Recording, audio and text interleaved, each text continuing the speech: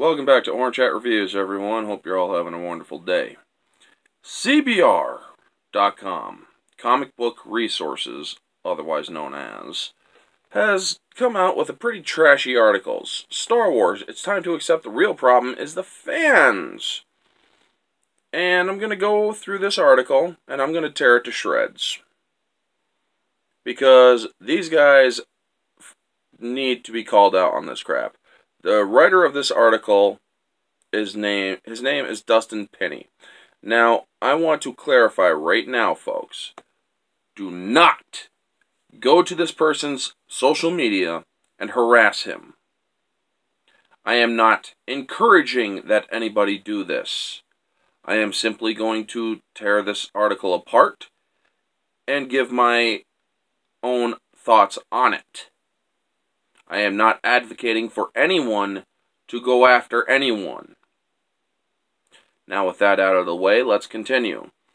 There are many legitimate reasons for not liking the... Oh, this will contain spoilers for Rise of Skywalker, by the way. There are many reasons for not liking the Star Wars sequel trilogy. How you feel about a story is a matter of taste. The Star Wars franchise has existed for 40 years, and it means different things to different people. Therefore, any new installments is virtually guaranteed to face criticism, because it's impossible to please everyone. Where Star Wars fans run into problems, however, is their extreme reactions to the new films. Fans lash out, not because the movies didn't suit their personal taste, but because they offended their sense of identity. From review bombing to outright hate speech, the negativity swirling around Star Wars isn't coming from objectively bad filmmaking, it's coming from the fans themselves. Oh, really? People didn't review bomb The Last Jedi because they didn't like where it went. They gave it objectively negative reviews because it was objectively a bad film. Yeah. Mistakes in there that don't belong in any Star Wars film. Moving on. The majority of Star Wars fans have long agreed that the original trilogy is excellent. Since then, there have been the prequels, sequels, and spin-offs. While a significant portion of the audience find a common ground in the view that the prequels, episodes 1, 2, and 3, Phantom Menace, Attack of the Clones, Revenge of the Sith, are disappointing, there are many fans who love them. I am one of those fans. Yes, they're flawed, but I like them because, well, they were done by the person who created Star Wars. However, both of the previous trilogies were released at a time before the ubiquity of social media.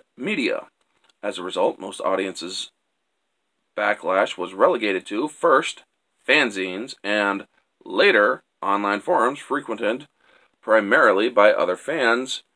In our modern age, however, everyone is connected and can instantly share their opinions to the world. Is that a bad thing? When looking at the many criticisms of the sequel trilogy, a lot of unrest centers about what the fans thought or hoped would happen.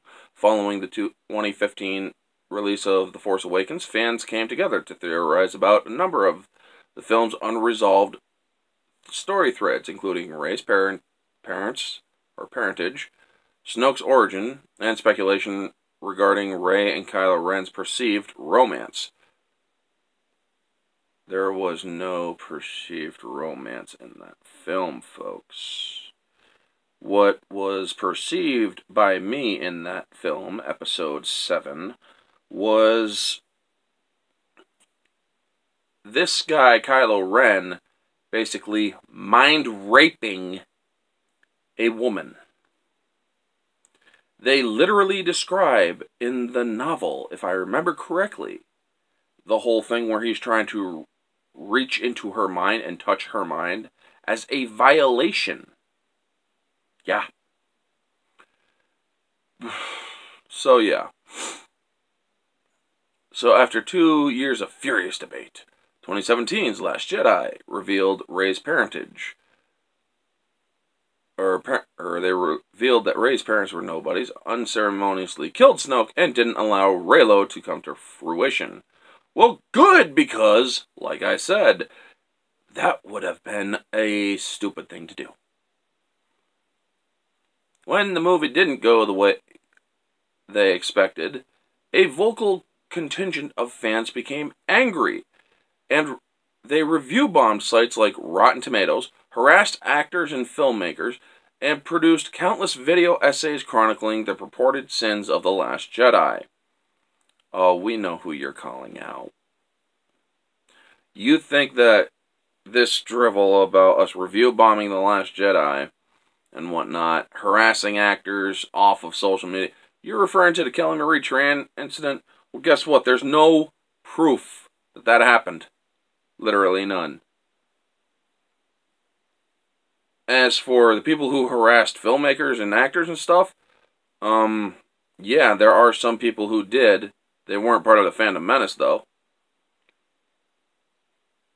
I mean, I actually legitimately was part of the thread that asked Rian Johnson about the disappearing knife on Twitter. You want to know what he said? You can all criticize my dick! Really. If I was a Lucasfilm CEO, I would have fired him. And I would have told him that he would never work for Lucasfilm again. He would never get his trilogy or any of that crap. When the movie, yeah. Rise of Skywalker was similarly met with backlash, albeit largely from a different corner of the fandom. Those upset that Rey and Kylo's arc didn't culminate in romance when Ben Solo found redemption, or Bendemption. What the fuck? He didn't survive the film. Just like in virtually any fandom, when like-minded Star Wars devotees gather to share theories, likes, and dislikes, it can create an echo chamber. Oh, dear God, you guys are still saying that the Phantom Menace is an echo chamber. Really? Really? Because I could tell you one thing right now. I know people in the Phantom Menace that actually like The Last Jedi and that actually like The Rise of Skywalker. I know people in the Phantom Menace that actually like all of Disney Star Wars. So yeah, you're wrong. We're not an echo chamber. All it takes is for one or two people to not agree with you, automatically destroys the echo chamber argument. Moving on. In which they find their views reflected back on them and thus validated. Buoyed by a sense of entitlement, theories can morph into certainties. And when those expectations aren't met, some fans lash out. Jeez. Although some backlash isn't new to Star Wars, Jar Jar Binks actor Ahmed Best recalled intense criticism of his reviled character from the prequels drove him to contemplate suicide. But it's certainly been magnified by social media. Actor, oh God, Kelly Marie Tran was driven from Instagram of harassment. Dude, work on your grammar. From fans who disliked her character Rose Tico introduced in The Last Jedi. The film by Rian Johnson has famously sparred on Twitter with trolls and even went so far as to delete 20,000 tweets in hopes of depriving them of ammunition. And star Daisy Ridley left social media in 2016 following the release of The Force Awakens and has vowed never to return. Heck, before The Force Awakens was even released, actor John Boyega drew racist criticisms because his character Finn was a black stormtrooper. Now, with the Black Stormtrooper, Jesus Christ. Now, with the release of Rise of Skywalker, he is the center of social media firestorm for a joke about Finn laying the pipe with Rey following Kylo's death. Didn't hear about that, but okay. There is a strong undercurrent of racism and sexism at the heart of these attacks. For some, the original Star Wars movies were mostly about white men doing amazing things, and having women or black men in lead roles challenges their notions of what Star Wars is. Really? Leia was one of the leading roles. Lando Calrissian was one of the leading roles. You're out of your mind. By the way, if you look all in the original trilogy, you'll see other women too.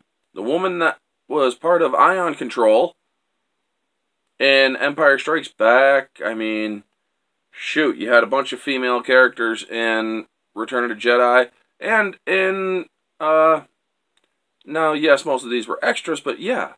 Oh my gosh, this is ridiculous. They pull the frickin' race and sexism. One could argue that those fans are simply voicing their opinion of a character or a screenplay.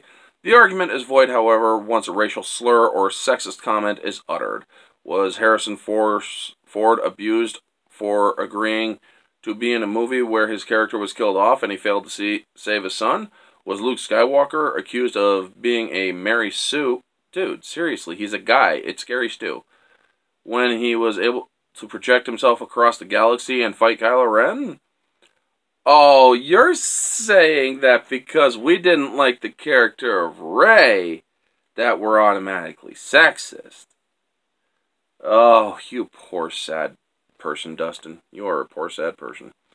Loving Star Wars is not a bad thing. Being disappointed when when the thing you love changes into something else is understandable. It's natural to feed some dissonance when a constant in your life suddenly shifts. At the end of the day, however, fans don't control who is cast in a movie. The story the writer decides to tell, or how we feel about it, the only thing we can control is our actions. Deciding to act in a way that shames someone, threatens someone's safety, and harms them in ways unacceptable, yada yada yada. These space fantasies about aliens and robots and magic didn't force any fan to disrespect others. The fan made that choice. Since '77, people have delighted and inspired countless of millions, or Star Wars has delighted and inspired countless of millions. The saga of that magical galaxy far, far away touched the hearts of viewers from all walks of life. And now they sit in a theater, yada yada yada. Oh my gosh. Like them, heroes from the kind of single-minded depression who may have tried to keep them down in their own lives. If that kind of representation or inability to accept story choices that weren't yours prevents you from enjoying the movie, Star Wars isn't the problem. Oh my god, really, dude? We have said it many times here in the Fandom Menace, all of the other channels. We don't mind representation. We don't. We actually encourage it, but we encourage it to be used and done correctly. You see, folks, when you are casting somebody based on their skin color because you want representation for people of color, that's racism. That's tokenism. That's not being done correctly. When you want a person cast and you decide to cast a person who is black or whatever, well, fine. But you're casting them based on their merit, not their skin color.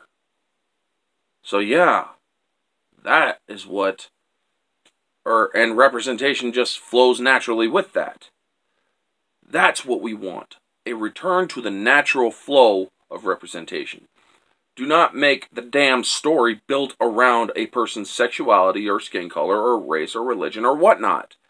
That's what's forced, or that is what forced diversity is, and that is what most of us in the Fandom Menace stand against. Actually, that's what all of us in the Fandom Menace stand against. We stand against true token racism. We stand against true token sexism. We stand against all of that because the way that Hollywood is doing this, casting and whatnot, is demeaning to people. Anyway, CBR, yeah, Dustin Penny. You did a stupid-ass article basically blaming the fans for the failure of objectively bad filmmaking. An objectively bad filmmaking process. Anyway, folks, that is the video. You all know the drill. Yes, this is a longer one. Like, comment, subscribe, share, all that jazz. Let me know down in the comments below what you think of these media sites starting to play the blame game. I mean, it didn't take long. Blame the fans. Blame the fans. Oh, they're all to blame because they're racists. They're ists or phobes or whatever. Grow up. People are allowed to have a difference of opinion. And people are allowed to be passionate about what they love and voice their displeasure with it if they feel that what they love has been abused. Star Wars, in my opinion, has been abused by Disney. They have not done anything right. At all. I mean, the only thing that they have done that's close to good, that is actually very good, is The Mandalorian, in my opinion. I like The Mandalorian, with the exception of the filler episodes that kind of took him off on different things. But for the most part, I like The Mandalorian. Now, do I like the EU Mandalorians better? Hell yes. Because this, even though this show, I like it, it still doesn't change the fact that it does have some continuity errors and flaws. Anyway, folks, yeah, let me know down in the thoughts, comments.